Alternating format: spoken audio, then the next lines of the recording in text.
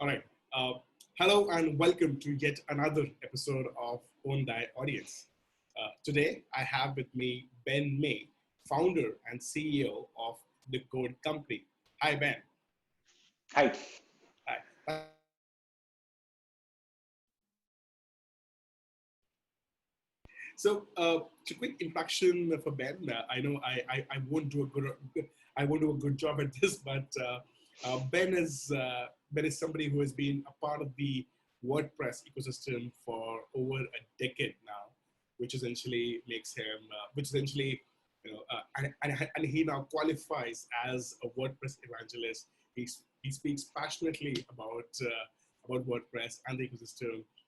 He also currently owns and runs a WordPress VIP agency based out of Australia, where most of his team also is, right? And yeah, he's somebody who's passionate about working with publishers, working with media platforms, and brings in a unique perspective on on how publishers should be operating in 2020. All right, Ben, is there anything you want to add here? No, that's great. And I think, what appealed to this discussion today was, WordPress represents that open source product and owning your content, owning your platform, owning your product, Right. which I know we're keen to talk about today. So yeah, that's great. Perfect. So let's dive into the topic of the conversation. Uh, Decoding who owns your content on the internet, and there is a bit of a paradox right there itself, right? Who owns your content, right? The inherent assumption is I, as a content creator, would own my content. Why would somebody else own it? It doesn't make sense, right? But the internet, is a funny place, right? All sorts of things happen on the internet, uh, and a great example is what I think Shubhangi mentioned in the emails, wherein she speaks about a specific philosophy page that she follows on Instagram, and she often sort of sends me those quotes, and they're very interesting, right? And then one day when I asked her that, hey, you know what, who is this person, right? And she said it's Instagram. She could not she had zero recall of who actually is the content creator, right? Which is what sort of Mhm. brings us to this ultimate question, right? Who who truly sort of you know uh, owns the value that is being unlocked from the content. So Ben, you've been part of the media industry for a while. You've been part. You also understand technology platforms very well, right? In your experience, right, of working in the ecosystem for the longest time, right? What's your version of ownership on the internet as, today? Yeah, I mean, like I mentioned before, that's sort of the appeal and fascination with open source technology. So obviously part of that is the content itself, having the ownership and access to that data. But it also scales out a whole bunch of different ways from there. So, if you look at publishing, even from like the sense of an individual publisher, like an individual writer who wants to create a newsletter or start a blog, through to a publishing business that may have editors and publishers and sub editors and the whole team that create content and things like that. There's a content management layer where your site lives, so something like a WordPress. But there's so many other little areas where sort of the value of that content is potentially escaping or not even being considered. Things like commenting is another simple one that we see on even WordPress sites. And, you know, commenting does have some technical challenges in terms of spam and user registration, things like that. And often there's products like Discuss where you can just sort of drop in a little bit of code and all of a sudden the whole commenting system is now running off a third-party platform, still living on your side. But again, I go through that sort of that view of there's value in that content that your users are creating and that we're losing. So to me, there's a real holistical approach to where your content lives and things like that. And the other thing we see sort of, I guess, on the frontier right now is, the reduction of value in cookies and businesses like publishers and media who have much longer term traffic patterns with customers, starting to collect and understand that data themselves rather than relying on third-party ad networks or social media platforms or whatever else to sort of come back with that information, to build that first-party data, that you can do things with yourself. You can use it to sell ads better. You can use it to target content better, subscriptions, you name it. There's a lot of different aspects to, that where the content lives, and the value around that. Okay, I'm going to step back and ask you a very, what might sound like a dumb question, but I want you to break down this concept of data, right? So there is zero party data, there is first party, second party, and third party, right? Mm-hmm. What exactly does this mean? Just break it down for our listeners. Sure. So first party data is essentially the best data you can get. That's the data you collect and store and do something with yourself. Sometimes you're storing it and you're not really doing anything with it already. So easy example is, your email newsletter list, or if you have maybe the ability for users to, favorite content or categories or something on the site, that's first party data. You're collecting data based on an interest and attribute and things like that. Third party data, to jump to the end, is basically data, and usually things like attributes or qualities of a particular user, and that's been tracked historically through cookies and things like that. So, big bot networks and traffic networks will say this user, whoever they may be, is visiting these sorts of sites or this sort of category, and they start to build some data. We know that they maybe log into Facebook, where they live, what country they're in maybe. They use an iPhone or they use an Android, and start to build data on that. Third-party data is where you can kind of interact, interact with a vendor who owns that data and try and do things with that. And you see that most commonly with things like programmatic ad display. As a publisher, you don't actually have access to that data. You're relying on a marketplace to use that other data to sort of optimize and target ads. And second-party data, which is probably the less common and sort of bit of both, is sort of companies that have already done that collection of data. They're not doing anything with that apart from letting you kind of lease it almost. And usually that's done through some sort of API where you already have maybe a data set of users or IP addresses or whatever it may be. And you're interacting with that API and saying, I'm missing on their, I'd love to know what their traffic patterns are on mobile. And I don't know that. So can I supplement my own data with second party data? But by all means, first party data is sort of the best you can get, and it's only becoming more valuable.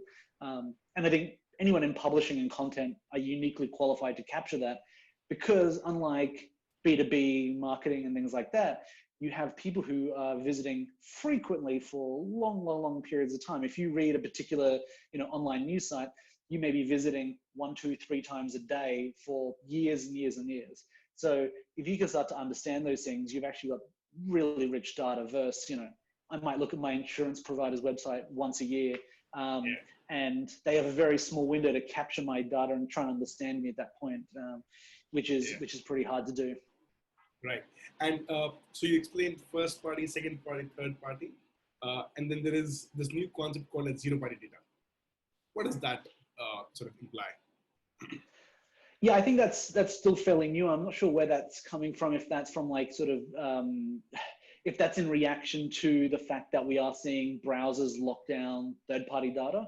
And by that, ad tech companies and these sort of other big networks have been able to drop cookies on, a device and follow it around on different traffic profiles. And that's how they build and aggregate this data.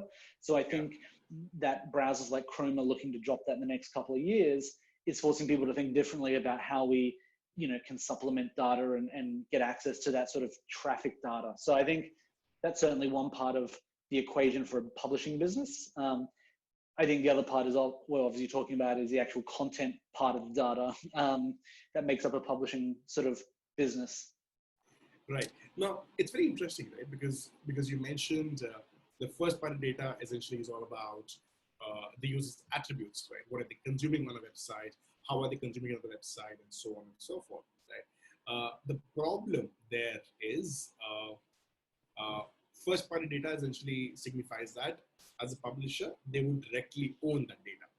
They would have access to it, they would own it, and they could potentially also use it to their advantage as well, right? Mhm. This essentially means that the content consumption is creating certain value or potential value which publishers can tap into, right? And let's sort of go back to the example where we started from, right? Where that Instagram page, which people read, recall, but can't name. I think Right. that's the best way to sort of sum the problem that people know the content, but they have little visibility of the content creator itself, right? Which is Right. where the whole question of ownership comes in. Who owns that content? Is it Yeah. Instagram or is it the creator? What's your And I take? think if you look at that spectrum of what, because I mean, I think at the end of the day, everyone is a publisher of some sort. Everyone can publish to varying levels. But if you look at the spectrum of sort of, owning your own platform, your own hosting, your own data, your own content, everything at one end, and then right at the other end of that is things like walled gardens, like Instagram or Medium or Substack or whatever else that may be. The challenge you have on platforms at that extent is they're going to give you things like, in terms of analytics, they're going to give you the analytics they track and that they decide to give you. If they don't want you to know time on site and they don't make that available, you've got no way of knowing that. Or, the ability, I mean, Instagram is an interesting one. And I know they're just starting to talk about rolling out news even in Instagram, which is tricky because Instagram is not a sharing or discovery platform like Twitter or Facebook, where you can sort of post something and follow a link through to a source. Instagram is very insular.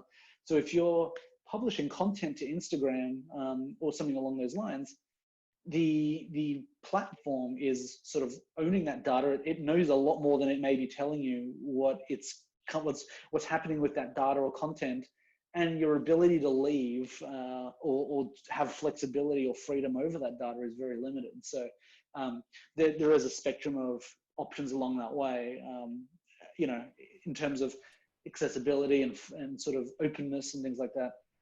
Right. And the operating word in that answer was what they decide to do. Right? Yeah. If a Substack or a Patreon or a Medium only tell you the number of people who came on the website or your blog or article, then that's the line that they have drawn in sand, right? That they will not reveal more than that, which often is as limiting as, okay, this is good to know, but for me to action something on top of this, I need more. And which is where your hands are tied because you do not have that information, right? So, but again, right, these platforms are critical because they help you build a following. They help you, gain that initial traction. I mean, it is almost like a catch-22 situation. These platforms And help I you mean, build their audience. Yeah. And sometimes it's best to think of them as almost like a syndication or a distribution channel for your content. But it should never be those platforms are the hub. You should own the core of this and use those tools to share and things like that. If you look at much larger media organizations like the LA Times, they'll have audience team, people who will be specific to building Instagram versions of their content, ideally to try and get them back, but Instagram not very good for that. Something like LinkedIn or Twitter or Facebook, they're going to be tailoring and optimizing that content out on these channels to bring people back into your site so you ultimately can track that. Something like instant articles on Facebook, which is a way of sort of preloading your content into Facebook. And I mean, Facebook's also experimented with the whole news tab, but seems very selective. I don't think it's even available in Australia because it doesn't show up for me. That's sort of a bit too much on the walled garden for my liking compared to something more like AMP, even though it's still managed by Google. It's a true open source project that allows you to track the data and do as you wish sort of thing. You're not stuck in there. You can always opt out of AMP and not use that technology. But if you want that instant articles in Facebook, that's where you've got to be sort of thing. No, I absolutely, I like that phrasing of spectrum because it then just sort of makes it easier for me as a creator to decide how much value do I want for myself. Yeah. And, where should I stop on that slider? Right? Yeah. So, and often the trade-off is often like the convenience, right? Like if you look at something like Substack, it is a very narrow product, it has a very specific niche, and it's very easy to get up and going. And there are other ones, there's review and things like that. And then you sort of get into more generic email platforms like MailChimp and Campaign Monitor. But, something like a Substack, at the end of the day, I see a lot of creators sort of popping up at the moment, and, some are monetizing and things like that. But you're building your business based on an existing business model, and you're sort of hoping that Substack aren't going to change their commercialization rules, or they're not going to just, shut down if they're not making certain, dollars, and their investors pull them up. You're sort of putting your eggs in a basket you can't control. But the trade-off is I can just sign up and get started, and I don't have to worry about anything. But I see that sort of stuff, and it makes someone like me uncomfortable, because I think, if that site was to turn off overnight and just disappear, and, if you look back over the course of the internet, it has happened, not frequently, but there have been sites, that have just disappeared, and people have lost everything that they've published. Servers got destroyed, they lost their backups, didn't work, and off you go. So I see all these people creating on Substack and things like that, and think, I hope that it never happens, but that's the risk you run by using something you have no control over, and you don't own that data. Yeah, no, I remember, right? Back in 2008, there used to be a bunch of blogging platforms. There was Blogspot, there was Blogspot, whatever. There was WordPress, of course. There was Tumblr, which was like a pretty big thing back in the day. Yeah. There was Posterous, if you recall, right? It was acquired by, I think, Twitter or Microsoft, and then they decided to just shut it down, right? Yeah. And a lot of people had a lot of their content on Posterous, and it just went kaboot. Right? Even more recently, like Tumblr, the amount of creators on Tumblr, and then all of a sudden it sort of froze. Ironically, got purchased by WordPress by Automatic, but it kind of, if you were relying on that, it sort of completely froze for a period, and then their business model sort of changed, and it's a bit different now to what it was originally, like that micro blogging tool. Yeah, and something similar sort of has also happened to Medium, right? Medium came out as a publishing tool to start with. Then it became a destination somewhere in the middle. Then they started selling custom domains somewhere down the line. That happened. Then they then subscriptions, and they've sort of built and built and built. Yeah, black box subscriptions where I would just get value. It's like, what value, I don't know, right? Some promised value, right? And then today it probably is the most confused version of publishing that exists today as we speak, right? Right. And then it sort of also leads to that question that, hey, what do I truly own on the internet then, right? I mean, so on the one hand, you said there is the likes of Instagram and Facebook and stuff, which is way more control, way more tighter. Then there is Google Lamp somewhere here, right? What's on the other side? What does that side look like? The side of total ownership. So yes, let's first define what does total ownership imply, right? And then also, how does it look and feel like, and what would it do to you? Like, what are those pros for you? Yeah, I mean, for me, having something like all your content, as an easy example, all your articles sitting in a WordPress site, because that you have that database, and if you wanted to build an integration that exported XYZ and did something to it, transformed it in some way, you could just plug that in and off you go. Compared to if you said, I want to pull out, I have 10,000 articles on Medium, but I want to pull out everyone that's tagged this way, and I want to do that. If they don't give you a way of doing it, you actually have no access to your own content to do that. So that's an easy example. Another one, using commenting on sites. So, talking about Discuss is kind of like a medium for comments. You just embed this little bit of code and commenting works. But there's a lot of value in the gamification and audience building of something like comments, especially, we work with a lot of sort of niche or specialty publishers. So they often have very dedicated, loyal fan bases or followers. And they spend hours on the comments every day. And that's a lot of value being created on your site.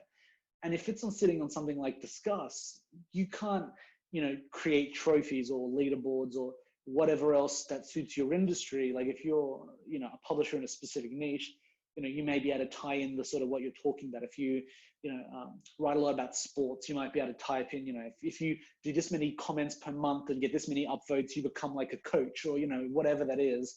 And you gamify and you give people badges, and you sort of reinforcing more people time on your site. So I think those kind of opportunities as well of owning that data gives you the ability to do things with it later on, and sort of have the freedom to move it around, manipulate it, change how it works, things like that. If your commenting is just purely done on Medium, it's going to work the way Medium says commenting works, and that's about it. Yeah. It's kind of the fact that your fate depends on somebody's future decisions is what sort of a lot of publishers have been exposed to, and it's just not a pretty place to be in general. And often it's something that's not thought about until it's too late almost. Or, you get another really popular one was, and not so much in publishing, but content management systems, was the Adobe Business Catalyst, which was, content management system that, hundreds of thousands of small businesses were using to power their websites. And then Adobe just sort of said, we don't want to run this anymore. You've got 3 months until it turns off. You better go build a website somewhere else. So, that only happened in the last 2 or 3 years. So that's a much more recent experience of using these sort of SaaS or things like that. So, the trade-off is, the responsibility to run that. But again, in the WordPress ecosystem, there are a lot of managed platforms that still allow you to own the data and own the product, the code, everything about it.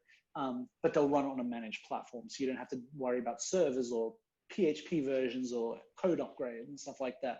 And that's things like WordPress VIP or WP Engine, Pantheon, all the other sort of hosts that exist. So, that's sort of that middle ground, between infrastructure as a service and software as a service. So Medium is like a software as a service, and using like AWS is infrastructure as a service.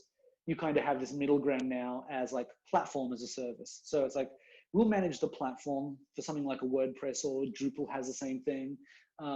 Build a platform on top of us. We'll deal with all the technical stuff underneath, but run from there. So there's a lot of that in the last, I think, 5 years. That's kind of making it a lot easier. It's still not a silver bullet, making it a lot easier to run those platforms and things like that. Even, I guess the other example for that is Automatic, and parent sort of company of WordPress, has built their Newspack product, which has sort of been sponsored by Google and a few other big donors and things like that. And that's around local news and journalism. Same thing. It's giving you a platform, and it's giving you some specific tools, and kind of, narrowing down the millions of options you can get stuck with WordPress if you just start a new site. They're sort of saying, we've QA'd like these 50 things. This is what comes with it. You can set up a site really easy, but again, it's all open source. You have full access to everything. The way to test it is, can I just pick it up and move it elsewhere? And if you can, then that's open. You own that data. You have access to everything. If you say, can I just pick it up and move it elsewhere? And they say, no, all you get access to is a backup, and it's a proprietary backup. That's not going to, you have to then figure out how to reverse engineer. That's not really, open. Yeah, no, it's amazing, right? These examples, and especially the one which you gave around commenting, that how a piece which a lot of people just take it as, so what, right? People would assume that piece to be sorted out, but it's actually, in its own way, a big bubble, right? Which has its own world, right? There are so many people doing, trying to make it, make it more interesting, more engaging, more gamified, and so on and so forth. And then, and obviously, it generates incredible amount of value for publishers, right? Right. It creates fresh so much content, value. so much value, right? And to get stuck with someone, right? It just does not sound good. It just doesn't sound exactly. Good. And that's the thing you've got to be really careful of. Some of these bigger vendors, they're not likely to disappear overnight, but sure. You can't be sure ever. Like there's no guarantee. Especially the biggest thing is if it's a free, like Discuss has a free version that people use, and it injects ads, I think, and stuff like that. So if it's free, you've really got no leg to stand on if they disappear. if you pay, you may have, that's usually a sign of a good business model, and you may have more of a chance. But it's still that would keep me up at night if that was my business. No, I completely agree. Right? So interesting, right? So the so there is the domain that you own on the internet. Right? Mm-hmm. Thankfully, there's nobody lending out domains right now. You at least get Right. to own the domain name, which is Yes. the brand really which you want to build in life, right? Yep. And then the content, which eventually becomes more and more accessible to you as you go on this side of the spectrum, which is either IaaS, which is infra as a service, or platform as a service, if you choose one of them, right? Yep. And then as you keep going this way, you'll only probably get your content, but nothing beyond that. Right? Yep. Fantastic. So that's a comparison between like a WordPress and a Medium kind of setup, right? Or a WordPress versus a Substack, or a WordPress versus a Patreon, and so on and so forth, right? Mm-hmm. Let's sort of take this to the next level, right? Which is so this is obviously where I host my content, right? Now, Mm-hmm. now let's look at the distribution channels as well, right? Mm-hmm. What can you own from a distribution channel point of view, and what can you not own from a distribution channel point of view? We do know for a fact that uh, Facebook painted a story where they told publishers that they own this audience or their fan following on, or the likes is what they own, but that Yeah. wasn't clearly the case. Like we've heard enough horrifying stories where Facebook told people that they need to pay, right? Which is kind of funny. But yes, so on this side, right, how would you sort of, how would you paint this spectrum? Yeah, I mean, I think the purpose of distribution is that you are kind of going after those existing audiences. So, I mean, if your domain is kind of like the street address, you've got an address, but no one's going to necessarily come to it. Um, you know, Promoting your content through other channels is kind of a way, I guess, of getting it in front of other people that may not have come across. So, that's even similar as like posting something on LinkedIn and either natively or paid promoting it. And I mean, the most common ones we see are things like AMP, which obviously has a good result in search and things like that. But also something like Apple News is a really big one in media and publishing, that you've got this walled garden of Apple News content and an audience that may not be going to your site already or may not know about you. But if you can kind of hit that homepage, you may get a new follower and things like that. I think those sorts of platforms, they aren't a creation tool. They're purely a channel to distribute content. And they're getting better because I think they know the reality that, commercial publishers need to know things like audited numbers and time on site and time on article, and they need to be able to run their own ads, and they need it. So, they're compromising a bit in giving some of that flexibility away. But at the end of the day, I think if you said you were an Apple News business, then that's highly risky again. I saw, I think I was listening to an interview the other day about a magazine in the UK, and they just relaunched and they did a sort of app and Apple News launch, so the Apple News Plus or Premium or whatever it's called. And I think they've had about 50-50 adoption. So 50% of their audience has gone to the native app, and that's something that they have more ownership over and more control, but purely from the flexibility and things like that of using Apple News Plus, they pay like a monthly fee to Apple and they get a whole bunch of other content for free.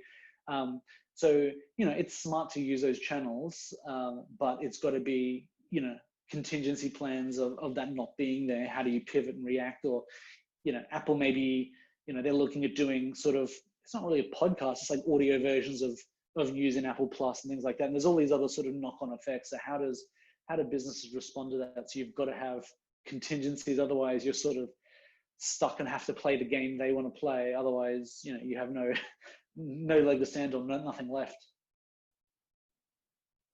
That is so true, right? Getting stuck, and yeah, from a distribution point of view, everybody comes with their own legacy. Everybody comes with their own focus. their own priorities, right?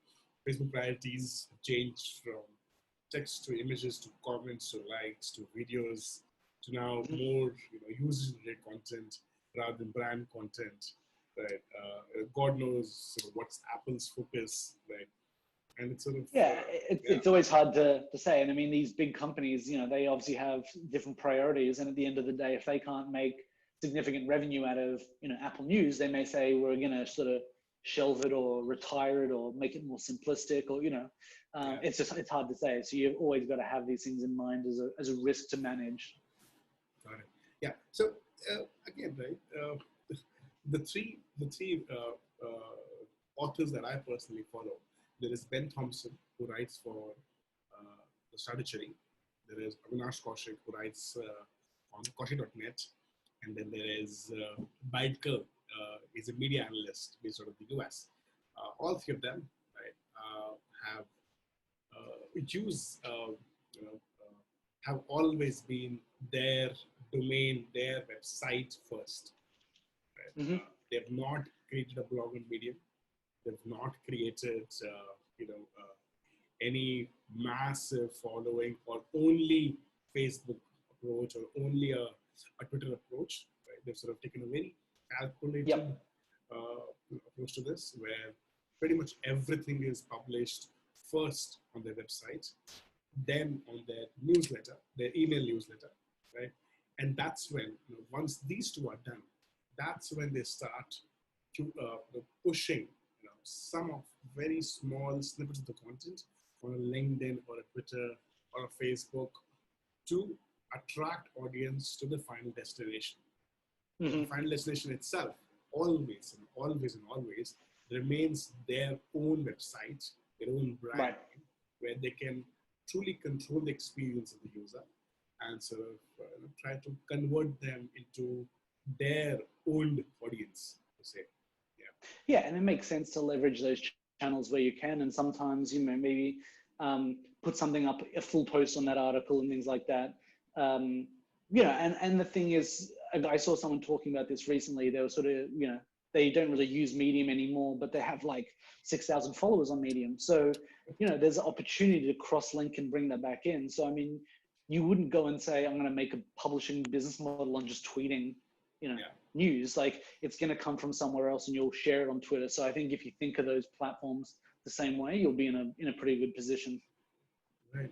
And it becomes a very interesting choice for local news daily publishers, for publishers in the for for people who have a long term view, a long term commitment towards content creation, right? In terms of so you know the way you have painted this, the choice actually becomes very simple rather than being very complex, right? The choice is own the damn platform, own the damn content, and that's 100% always. Right? It's no Yep. more a choice between this versus this.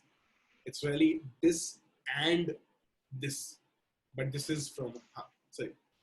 Yeah, and maybe it's something that that's a transition. Maybe if you're in your first year or two of business and you can't afford to build a site or don't have the time, maybe something like Medium gets you up and running, Yeah, or maybe something like Substack gets you up and running quickly.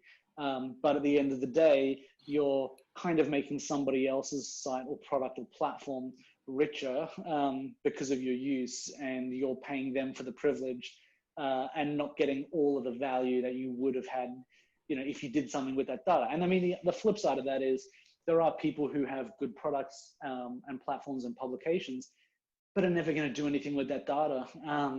And maybe that's okay. They don't care. They've got if I've got 1,000 subscribers to my newsletter every month paying, I'm making more than enough revenue. I don't need to grow it anymore. I get a few new subscribers, I lose a few, but more or less it works. So, in that case, maybe that's enough if the status quo is it. And that's when I think you're seeing a lot of, high profile journalists and columnists from, big newspapers and stuff sort of leave and just go and spin up a Substack. And, within a month, they can be making 20 grand a month writing their column every day.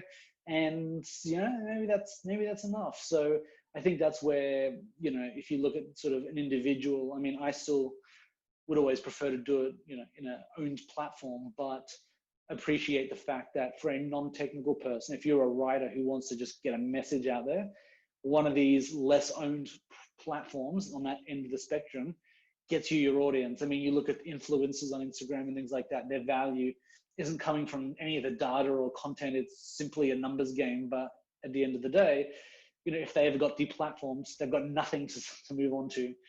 If they broke a rule or Instagram shut down or it banned their type of postings, they've got zero. You'd hope they could get their domain name so people could find them again if they even remembered their handle.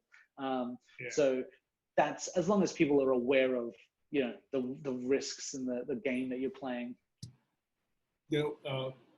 Literally yesterday, a friend texted me that, can you ensure that you are not using WhatsApp to send any payment links?